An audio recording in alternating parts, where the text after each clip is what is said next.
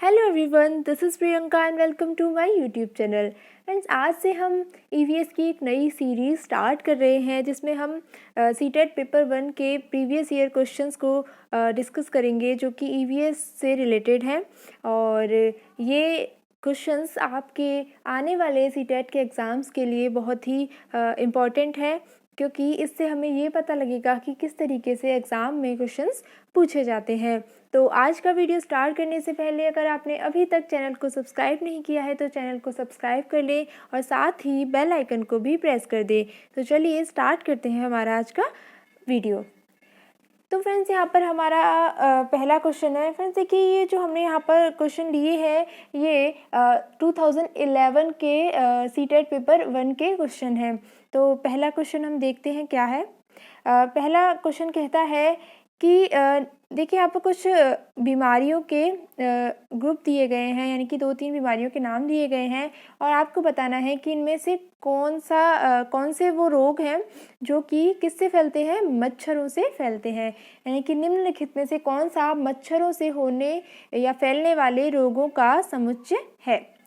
Options को अगर हम देखें तो पहला है हैजा, डेंगू, मलेरिया। तो देखिए फ्रेंड्स, जो हैजा होता है वो फैलता है मक्खियों से, ठीक है। तो ये वाला ऑप्शन तो गलत हो जाएगा यहाँ पर। सेकंड ऑप्शन की बात करें तो सेकंड है चिकनगुनिया, डेंगू, मलेरिया। सी है चिकनगुनिया, हैजा, मियादी बुखार। देखिए यहाँ पर हैजा आ गया, इसलिए हैजा मक्खियों से फैलता है, तो ये ऑप्शन भी यहाँ पर गलत हो जाएगा। और डी ऑप्शन है चिकनगुनिया, मलेरिया या मियादी बुखार। तो जो मच्छर से जो रोग फैलते हैं वो हैं आपके चिकनगुनिया, डेंगू और मलेरिया। ये तीनों ही बीमारियां मच्छरों से फैलती हैं, इसलिए यहाँ पर ऑप्शन बी बिल्कुल सही हो जाएगा। तो ये था इसका आंसर। अब आगे बढ़ते हैं अपने अगले प्रश्न की तरफ। प्रश्न नंबर 2 कहता है कि नीचे दिए गए सभी जानवरों में निम्नलिखित में से कौन सी विशेषता पाई जाती है। यानी कि यहाँ पर 4 जानवरों के नाम दिए गए हैं और ये विशेषताएं उनमें पाई जाती हैं या नहीं पाई जाती हैं वो आपको बताना है। तो देखिए, जानवर हैं यहाँ पर, एक तो है छिपकली, गौरैया, कछुआ या सांप, ठीक है। ये 4 जानवर हैं। उसके बाद ऑप्शंस की अगर हम बात करें तो पहला ऑप्शन कहता है कि वे जहरीले होते हैं। तो देखिए, सांप जहरीला होता है लेकिन गौरैया जहरीली नहीं होती है, इसलिए यहाँ पर गौरैया एक पक्षी है और पक्षी जहरीले नहीं होते, तो यहाँ पर ये ऑप्शन गलत हो जाएगा। बी है वे भूमि एवं जल दोनों में रह सकते हैं। तो जो पक्षी होते हैं वो जल में नहीं रहते हैं, और तो ये भी आप आंसर यहाँ पर ऑप्शन गलत होगा, बी भी गलत। इसके बाद उनके शरीर शल्क से ढके होते हैं और ऑप्शन डी है वो अंडे देते हैं। तो देखिए, अगर हम ऑप्शन की बात करें यहाँ पर जो जानवर दिए गए हैं उनको देखकर, तो डी ऑप्शन यहाँ पर बिल्कुल सही होता है कि छिपकली, गौरैया, कछुआ और सांप चारों ही अंडे देने वाले जानवर हैं। तो ऑप्शन डी यहाँ पर बिल्कुल सही हो जाएगा। आगे बढ़ते हैं प्रश्न नंबर 3 की तरफ। प्रश्न नंबर 3 कहता है, ये है आपका डायरेक्शन से रिलेटेड क्वेश्चन है कि एक कोई व्यक्ति है जो कहाँ रहता है, नई दिल्ली में रहता है। फिर वो व्यक्ति पहले भोपाल यानी कि एमपी में जाता है और उसके बाद रांची का भ्रमण करना चाहता है। यानी कि सबसे पहले वो व्यक्ति कहाँ रह रहा है, दिल्ली में रह रहा है, और उसे मध्य प्रदेश जाना है, उसके बाद उसे झारखंड जाना है। तो उस जो यात्रा है उसकी दिशा क्या होगी, यानी कि वो किस डायरेक्शन में जाएगा। तो इस क्वेश्चन का आंसर जानने से पहले एक बार हम पहले मैप देख लेते हैं। तो देखिए, मैप की अगर हम बात करें तो देखिए, ये है यहाँ पर आपका न्यू दिल्ली, यहाँ पर आपका नई दिल्ली है। उसके बाद उस व्यक्ति को नई दिल्ली से जाना है एमपी की तरफ, तो वो पहले आएगा भोपाल जाना है एमपी की तरफ, तो पहले किस तरफ आएगा, नीचे की तरफ आएगा। और हमारी जो दिशाएं होती हैं वो 4 दिशाएं होती हैं। ऊपर की तरफ हमारी होती है उत्तर, नीचे की तरफ दक्षिण, इधर पूर्व और इधर पश्चिम, ठीक है। ये 4 दिशाएं होती हैं। तो उस व्यक्ति को क्या करना है, नई दिल्ली से जाना है भोपाल या एमपी, तो उसे पहले नीचे की तरफ यानी कि दक्षिण दिशा में आना होगा। फिर उसके बाद उसे झारखंड या रांची या झारखंड जाना है, तो वो इधर की तरफ जाएगा। देखिए, ये है झारखंड, तो वो इधर की तरफ जाएगा, यानी कि वो व्यक्ति पहले दक्षिण दिशा में आएगा, उसके बाद जाएगा पूर्व दिशा में। पहले दक्षिण दिशा में, उसके बाद पूर्व दिशा में। अब हम अपने क्वेश्चन की तरफ आ जाते हैं। अब देखिए ऑप्शन में कहाँ है पहले दक्षिण दिशा, तो देखिए दक्षिण दिशा 2 बार दी गई है और फिर है पूर्व दिशा, तो यहाँ इधर है पश्चिम और यहाँ दे रखी है इस वाले ऑप्शन में पूर्व दिशा। तो इस हिसाब से हमारा जो ऑप्शन बी है वो बिल्कुल सही हो जाएगा कि वो व्यक्ति पहले दक्षिण दिशा में जाएगा और फिर उसके बाद पूर्व दिशा में जाएगा। अब आगे बढ़ते हैं प्रश्न नंबर 4 की तरफ। प्रश्न नंबर 4 कहता है, रेगिस्तानी ओक के बारे में है आपका ये प्रश्न कि रेगिस्तानी ओक के बारे में कुछ स्टेटमेंट दिए गए हैं, उनको पहले पढ़ना है और उसके बाद ऑप्शन में से बताना है कि क्या सही है। फ्रेंड्स, अगर आपने अभी तक ईवीएस के जो हमने पूरा कंटेंट डिस्कस किया था जिसमें हमने 3rd, 4th और 5th क्लास की ईवीएस को डिस्कस किया था, अगर आपने वो वीडियोस नहीं देखी हैं तो आप ये क्वेश्चन सॉल्व नहीं कर पाएंगे। तो पहले आप वो वीडियो देख लें, उसके बाद ये क्वेश्चन आप आसानी से हल कर पाएंगे। अब अपना प्रश्न देखते हैं। पहला स्टेटमेंट कहता है कि रेगिस्तानी ओक एक वृक्ष है। ये बिल्कुल सही बात है कि रेगिस्तानी ओक एक वृक्ष है और इसकी ऊंचाई हमारी कक्षा के कमरे के लगभग बराबर यानी कि लगभग 4 मीटर होती है। तो रेगिस्तानी ओक की जो लंबाई है वो 4 मीटर होती है। तो ये पहला वाला जो स्टेटमेंट है वो सही है। इसके बाद सेकंड स्टेटमेंट है कि इस वृक्ष की जो जड़ें हैं वो वृक्ष की ऊंचाई की लगभग 30 गुनी गहराई तक ज़मीन में जाती हैं जब तक कि पानी तक ना पहुंच पाए। तो ये बात भी सही है कि ये जो पेड़ है इसकी जड़ें ज़मीन में तब तक नीचे जाती रहती हैं जब तक कि वो पानी तक नहीं पहुंच जाती हैं। तो ये स्टेटमेंट भी बिल्कुल सही है। इसके बाद थर्ड है कि इस वृक्ष के तने में पानी एकत्रित हो जाता है। तो जब इसकी जड़ें पानी तक पहुंच जाती हैं तो उसके बाद इसकी जो तना है उसमें पानी इकट्ठा होने लगता है। तो ये स्टेटमेंट भी सही है। इसके बाद चौथा स्टेटमेंट है कि ये जो वृक्ष है ये आबू धाबी में पाया जाता है। तो ये स्टेटमेंट गलत है क्योंकि ये वृक्ष आबू धाबी में नहीं पाया जाता, ये वृक्ष ऑस्ट्रेलिया में पाया जाता है। अब हम ऑप्शंस की बात करते हैं कि इनमें से हमें पहचानना है कि सही कथन कौन सा है। ए ऑप्शन है 2, 3 और 4। तो देखिए 4 तो यहाँ पर गलत है इसलिए ये ऑप्शन भी गलत हो जाएगा। उसके बाद है केवल 1 और 2, फिर है 1, 2 और 3 और डी है 1, 2 और 4। तो देखिए फर्स्ट, सेकंड, थर्ड ये तीनों सही हैं इसलिए ऑप्शन सी यहाँ पर बिल्कुल सही हो जाएगा। आगे बढ़ते हैं प्रश्न नंबर 5 की तरफ कि निम्नलिखित में से हमारे देश के किस राज्य के अधिकतर लोग नारियल के तेल में पकी हुई समुद्री मछली खाना पसंद करते हैं। ऑप्शंस हैं ए गोवा, बी जम्मू कश्मीर, सी बिहार या डी मिज़ोरम। तो देखिए नारियल के तेल में पकी हुई समुद्री मछली गोवा में खाई जाती है तो ऑप्शन ए यहाँ पर सही हो जाएगा। आगे बढ़ते हैं अगले प्रश्न की तरफ और ये है मैप से रिलेटेड क्वेश्चन। तो देखिए यहाँ पर पूछा गया है कि केरल के निकटवर्ती राज्य कौन कौन से हैं। ऑप्शन है ए कर्नाटक और महाराष्ट्र, बी आंध्र प्रदेश और कर्नाटक, सी कर्नाटक और तमिलनाडु, डी है तमिलनाडु और आंध्र प्रदेश। तो इसके लिए हम एक बार मैप को देख लेते हैं। यहाँ पर केरल के निकटवर्ती राज्य पूछे हैं तो देखिए केरल की जो सीमा है वो कर्नाटक से लग रही है और इधर लग रही है तमिलनाडु से। तो केरल के जो निकटवर्ती राज्य होंगे वो होंगे कर्नाटक और तमिलनाडु। अब क्वेश्चन पे चलते हैं। तो देखिए कर्नाटक और तमिलनाडु है ऑप्शन सी में ये रहे, तो ऑप्शन सी यहाँ पर बिल्कुल सही हो जाएगा। आगे बढ़ते हैं प्रश्न नंबर 7 की तरफ। प्रश्न नंबर 7 कहता है कि कोई किसान उर्वरकों और कीटनाशकों का अधिक उपयोग करके अपने खेतों में बार बार धान की फसल उगा रहा है। यानी कि एक कोई किसान है वो अपने खेत में बहुत ज़्यादा उर्वरकों और कीटनाशकों का उपयोग कर रहा है और इसके अलावा वो किसकी फसल उगा रहा है, मतलब हर बार वो एक ही फसल धान की फसल को उगा रहा है। ऐसा करने से उसके साथ क्या हो मतलब उसके खेत पर क्या प्रभाव पड़ेगा वो यहाँ पर पूछा गया है। ऑप्शन है ए जुताई के लिए उपयुक्त बन जाएगी, बी बंजर हो जाएगी, सी अन्य फसलों के लिए भी उपजाऊ बन जाएगी और डी है केवल धान की फसल के लिए ही उपयोगी रहेगी। तो देखिए फ्रेंड्स, जब हम किसी खेत में बहुत ज़्यादा कीटनाशकों का, उर्वरकों का उपयोग करते हैं या फिर एक ही फसल को अगर हम बार बार बोते हैं, तो उससे जो खेत है, उसकी जो मिट्टी है वो बंजर हो जाती है और उसकी जो उपजाऊ क्षमता है वो कम हो जाती है। तो यहाँ पर प्रश्न नंबर 7 का जो राइट आंसर होगा वो होगा ऑप्शन बी, बंजर हो जाएगी। आगे बढ़ते हैं अगले प्रश्न की तरफ। प्रश्न नंबर 8 कहता है कि निम्नलिखित में से कौन सा जानवर है जिसके अग्र दांत, यानी कि कौन सा ऐसा जो जानवर है जिसके जो आगे के दांत हैं वो हमेशा बढ़ते रहते हैं और दांतों को अधिक लंबा न होने देने के लिए वे वस्तुओं को काटते या कुतरते रहते हैं। और यानी कि यहाँ पर पूछा गया है कि जिससे उसके दांत ना बढ़े तो वो हमेशा क्या करते हैं, चीज़ों को कुतरते रहते हैं। ऐसा वो कौन सा जानवर है? ऑप्शन है ए गिलहरी, बी छिपकली, सी चूहा या डी दीमक।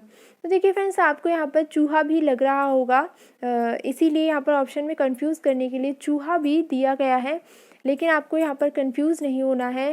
अकॉर्डिंग टू एनसीईआरटी यहाँ पर जो सही आंसर है वो है ए गिलहरी, क्योंकि एनसीईआरटी की जो बुक है उसमें दिया गया है कि गिलहरी के आगे के दांत हमेशा बढ़ते रहते हैं और इसके लिए, यानी कि उसके दांत बहुत ज़्यादा लंबे ना हो, इसके लिए वो गिलहरी क्या करती है, हमेशा चीज़ों को कुतरती रहती हैं। इसलिए यहाँ पर जो सही जवाब होगा वो होगा ऑप्शन ए, गिलहरी। आगे बढ़ते हैं, अपना प्रश्न नंबर 9 देखते हैं। इसमें कहा गया है कि कोई लड़की है रीना, वो आम बहुत ज़्यादा पसंद करती है और वो इन्हें जाड़े के लिए, यानी कि सर्दियों के लिए बचा के रखना चाहती है। तो यहाँ पर 4 तरीके दिए गए हैं और पूछा गया है कि कौन सा तरीका है जो संरक्षण के लिए सर्वाधिक उपयुक्त है, यानी कि सबसे अच्छा तरीका बताना है जिससे वो सर्दियों के लिए आमों का संरक्षण कर पाए। ऑप्शन की बात करते हैं। ए ऑप्शन कहता है कि वो जूस तैयार करेगी, यानी कि आम का जूस निकाल लेगी और उसे वायुरोधी, यानी कि एयर टाइट डिब्बे में बंद करके रख देगी। बी है प्लास्टिक के थैले में रखना। सी है रेफ्रिजरेटर में संचित करना, यानी कि फ्रिज में रख देगी। या डी है अचार और आम पापड़ बनाना।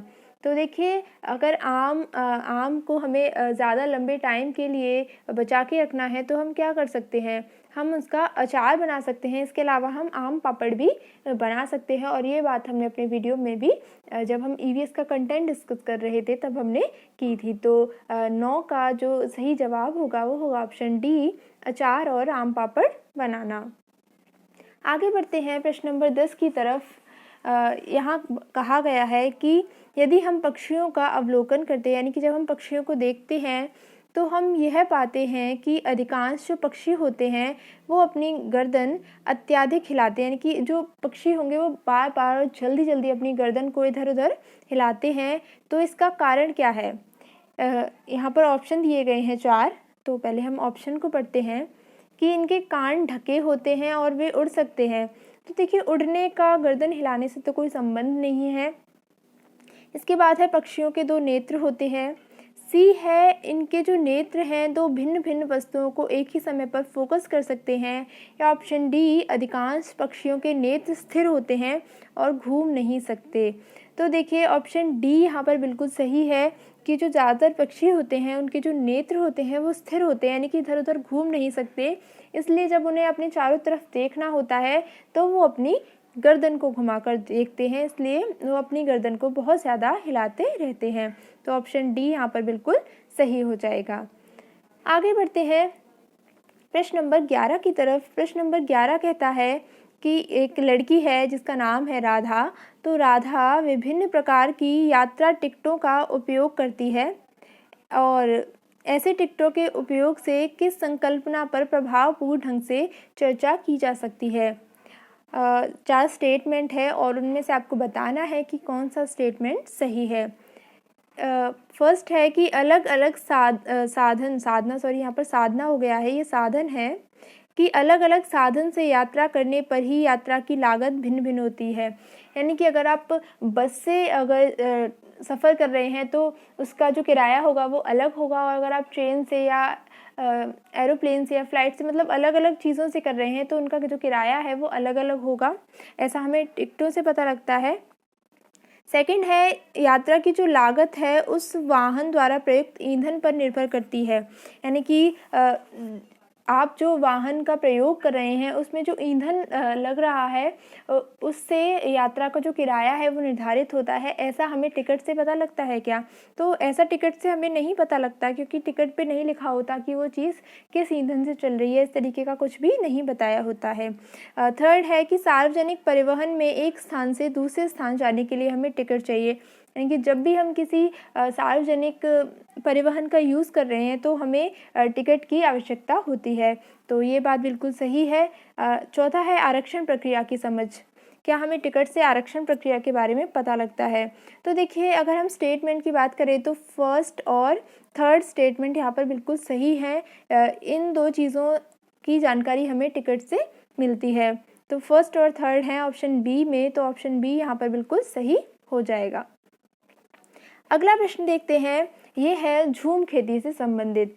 तो यहाँ पर पूछा गया है कि मिज़ोरम में की जाने वाली झूम खेती, यानी कि एक तो बात हमें यहाँ पर ये पता लग रही है कि जो झूम खेती है वो मिज़ोरम में की जाती है, यानी कि पूर्वोत्तर राज्यों में झूम खेती की जाती है, क्योंकि वहाँ पहाड़ी इलाका है।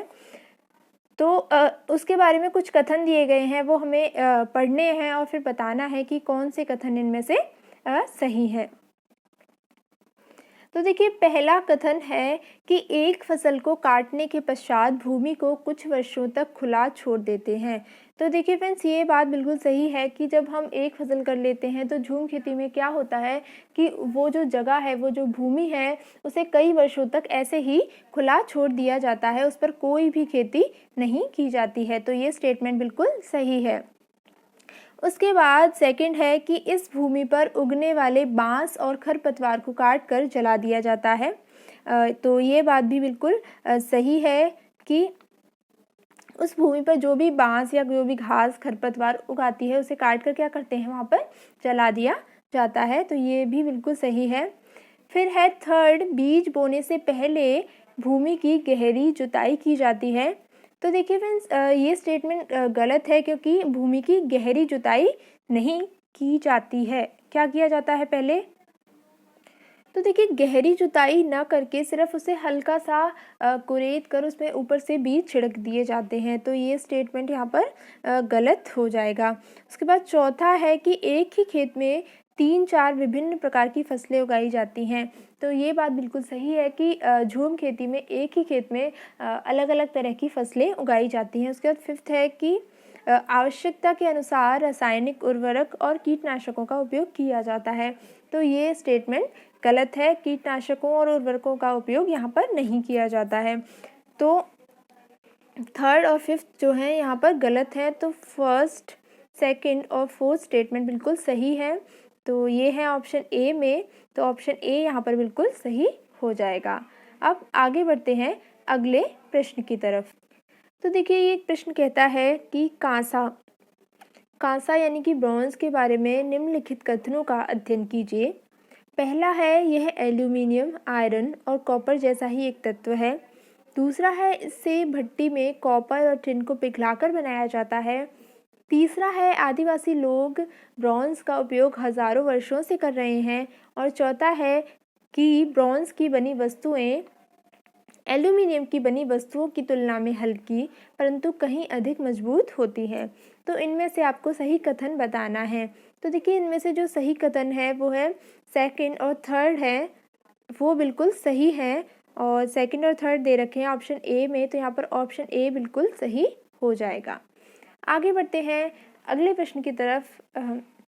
ये कहता है कि यहाँ पर एक पौधे के बारे में बताया गया है कि इस पौधे की कुछ विशेषताएं बताई गई हैं।